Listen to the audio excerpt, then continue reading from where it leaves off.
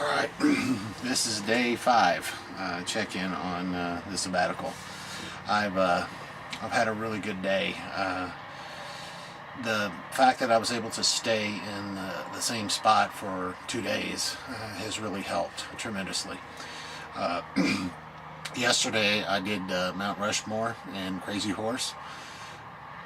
Great experience. I wish I had more time, really, to go explore it. I didn't get to go up close to the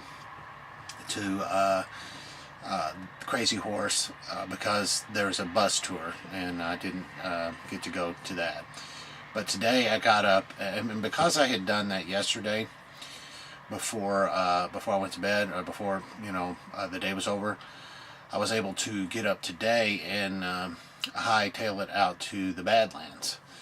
I am about excuse me, I'm about 60 miles west of the Badlands. So I got the bike juiced up this morning and hit the road. I actually got some good video from the motorcycle when because I mounted this camera on the handlebars. It's a little vibratory. There's a lot of shaking going on, if you know what I mean, but I think I can fix that on future recordings.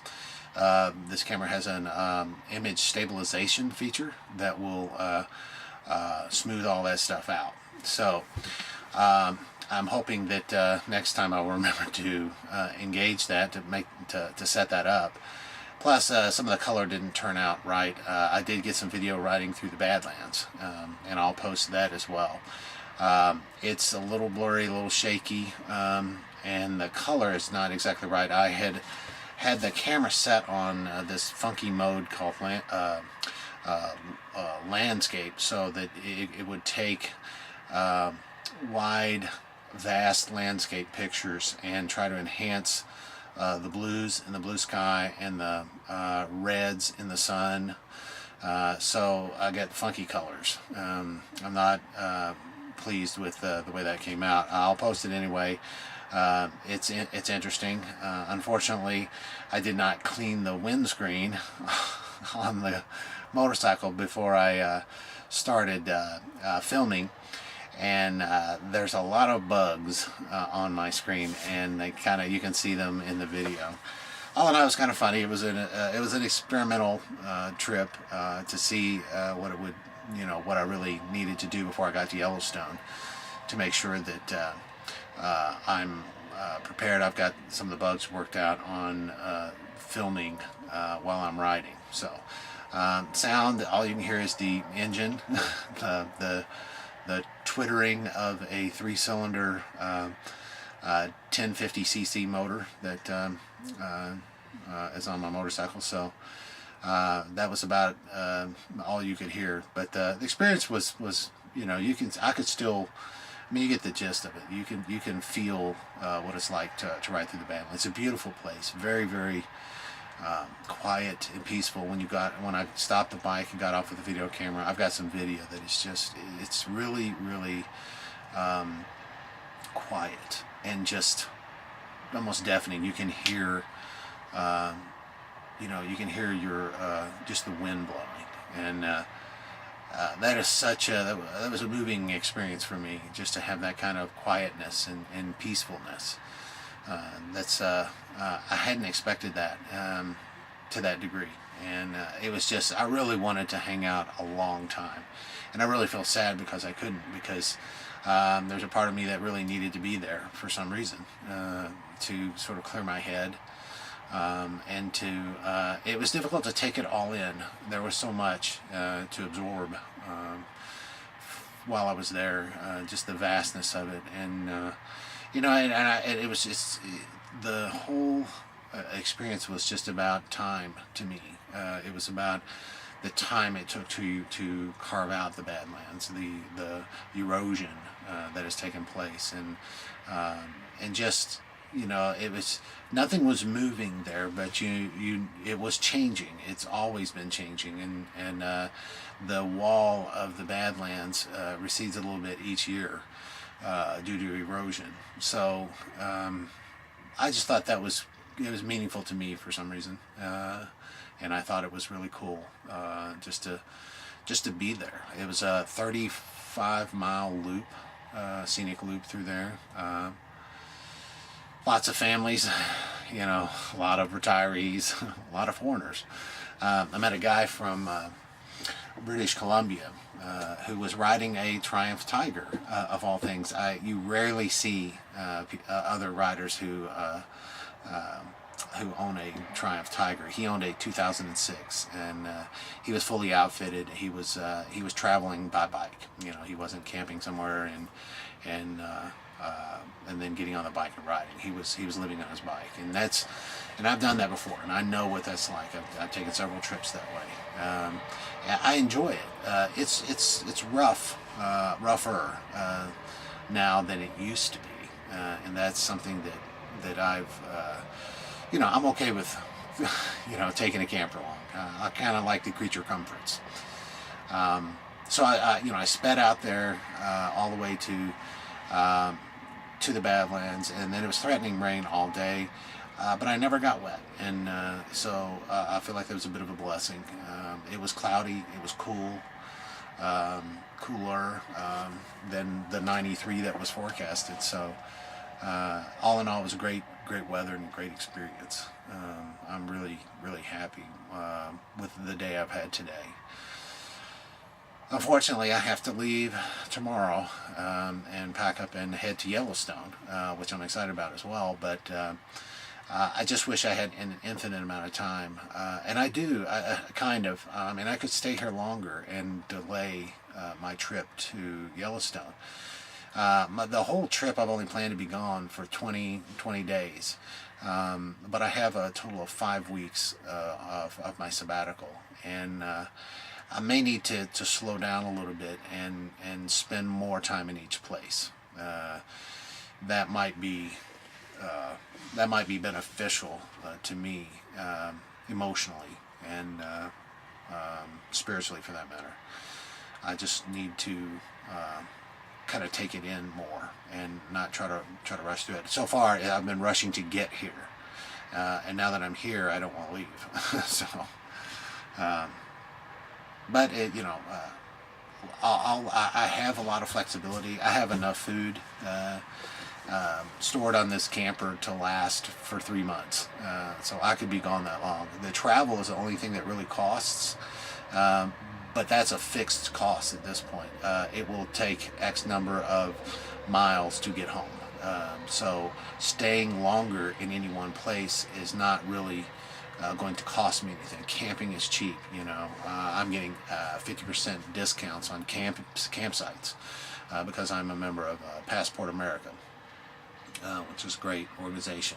They put out a great catalog and it features every campsite that's a member of Passport America, and it's really cool.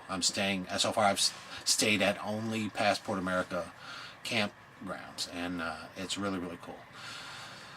So the lesson today, I guess, is I need to slow down and allow myself more time to take things in.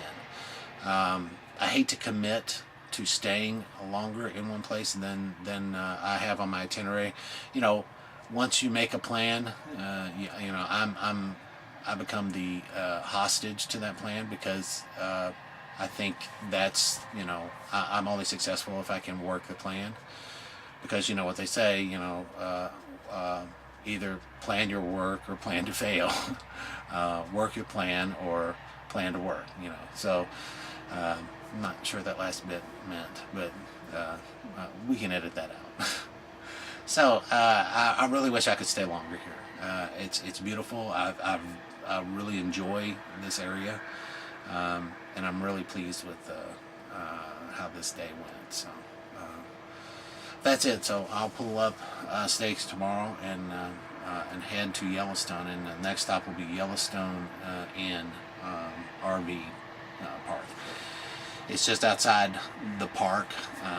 There aren't very many modern campgrounds in Yellowstone that have full hookups, so I opted to stay just outside the park. Because I have the motorcycle, I want to experience all of the park on the motorcycle as well. So Marcy sent me a link. It said that 4 people were mauled by a bear, just like in East Yellowstone or something today. But I'm not daunted. You know, I am. You are very vulnerable on a motorcycle, but I don't think a bear is going to run out of the woods and attack you as you're going by. It's when you go out into the woods and into their area that they feel most threatened and are likely to attack. So anyway, a great day today. I got a lot of this morning. I took a little time, got a lot of video uploaded online. So I'm hopefully we'll get caught up eventually. I may get caught up after this trip is over, because I don't want to spend all my time trying to get everything up on the internet. I'm okay with posting it after I get back home. So, but I did want to share some things with you and get all my friends who can't take a trip like this. I wanted to get them some benefits, and really the video and the photos. It's not so much for me as it's for Marcy, who can't be here.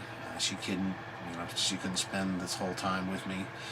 She is going to come and meet me in Arizona once I get there, and we're going to spend 3 or 4 days together, and then she's going to fly back. But she can't really be with me the whole trip, so I really want to share the experience with her, and I want to have images so that I can share it with her. I will come back here someday, and I mentioned that to Marcy. I want to come back here and experience this a little more and take more time. So who knows what could happen?